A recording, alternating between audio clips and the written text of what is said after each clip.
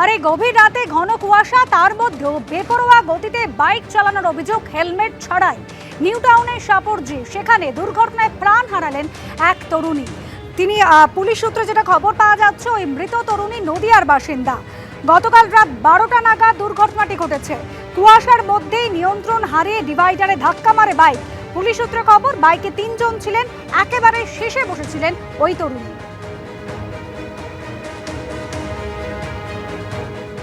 বাঘাযতীন বেলঘরিয়া থেকে ট্যাংরা, ক্রমেই বাড়ছে বহুতল আতঙ্ক। আর এবার বাগুইআটির জগৎপুরে হেলাবাড়ির সন্ধান মিলল।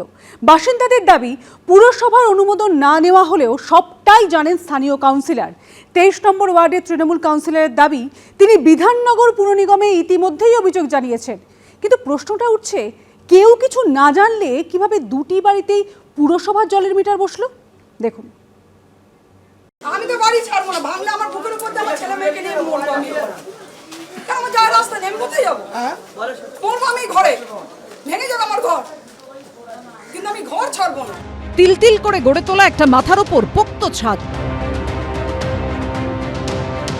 আচমকা সেই ছাদ হারাতে হলে মাথার উপর যেন আকাশ ভেঙে পড়ে।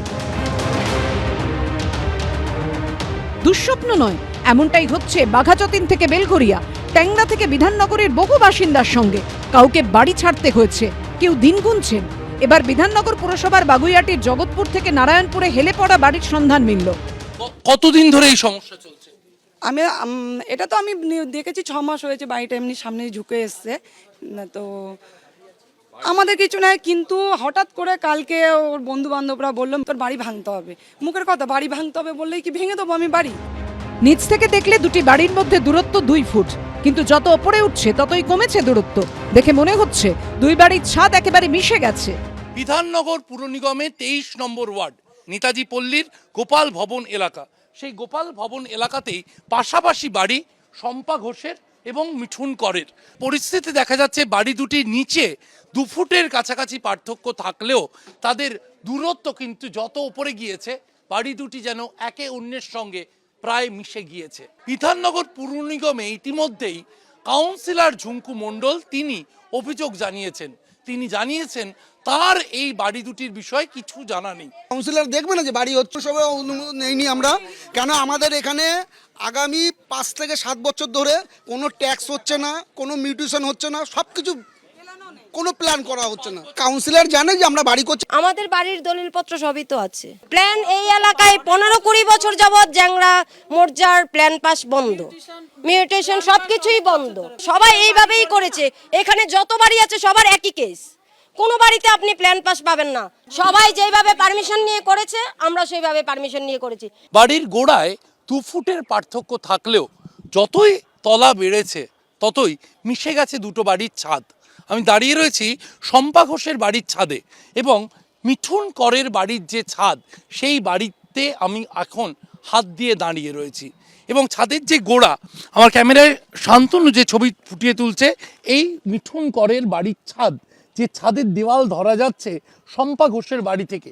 এবং শান্তনুকে আরও একটা ছবি দেখাতে বলবো, যে জলের পাইপ কার্যত মিঠুন করের বাড়ির জলের পাইপ এবং শম্পা ঘোষের বাড়ির যে জানলার সানসেট, তা কার্যত মিশে গিয়েছে। পাশেই রয়েছে একতলা একটি বাড়ি, তার আশঙ্কা আরো বেশি। গার্ডেন রিচ একটা আমাদের মতন ঝুপটি বাড়ির উপরে পড়ে গিয়ে 11-12 জন মারা গেল। সাবেক সেই থেকে তো আরও টেনশনে রয়েছি।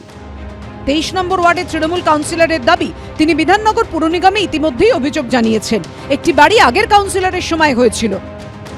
আমি জানতাম না, তো যখন খবর পেয়েছি আমি আমার জায়গা থেকে আমি সেই পুরোপুরি কর্পোরেশনে চিঠি করা, আমার লোক পাঠানো হয়েছে ওখানে ওরা সব ঠিকানা নিয়ে কর্পোরেশনে চিঠি করছি। ইমিডিয়েট কাজ আমি বলবো কর্পোরেশনকে, মেয়রের কাছে বা আমাদের কমিশনারকে ইমিডিয়েট একটা পদক্ষেপ নিয়ে যাতে কাজটা ঠিক করা যায়। আর দুটি বাড়িতেই রয়েছে পুরসভার জলের মিটার। এই বাড়িতেই কিন্তু কয়েকদিন আগে পুরসভার কর্মীরা তারা জলের মিটার দিয়ে গিয়েছেন। অর্থাৎ যে বিল্ডিংয়ের প্ল্যানিং পুরসভার কাছে নেই, যে বিল্ডিং হয়েছে এমনটা কাউন্সিলর জানেন না, সেই বিল্ডিংয়ে কিন্তু জলের মিটার বসানো হয়েছে।